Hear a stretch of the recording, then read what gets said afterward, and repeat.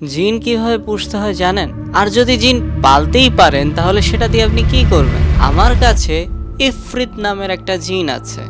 এখন সমস্যাটা হচ্ছে আমি ওকে কোনো কাজই দেই না, এই কারণেও আমার উপরে খুবই বিরক্ত। চলেন তাহলে আপনাদেরকে সাথে নিয়ে আজকে ইফরিতকে একটা কাজ দেই। কাট কাট কাট।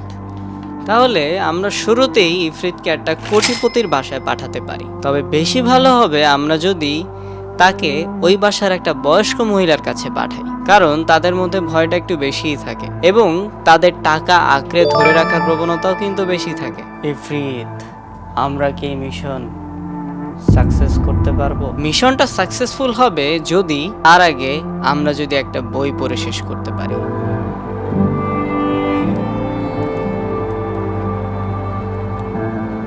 এই বইটা কেন পড়তে হবে? এই বইটা সাদামাটা একটা বই, তবে এই বইটার ভেতরে 65 বছর বয়স্ক এক বৃদ্ধ মহিলার একটা ঝামেলার ঘটনা আছে। তার পেছনে কে জানি একটা জিন লাগিয়ে দিয়েছে। এখন মহিলার কিন্তু আবার অনেক টাকা পয়সা, আর আমাদের এই দেশে টিপিক্যাল মহিলাদের কিন্তু একটা বেশ ভালো সমস্যা আছে, তারা সবকিছু তাদের নিয়ন্ত্রণে রাখতে চায় এবং সেই সাথে তারা নিজেরা যেটা ভালো মনে করে সেটাই কিন্তু করে।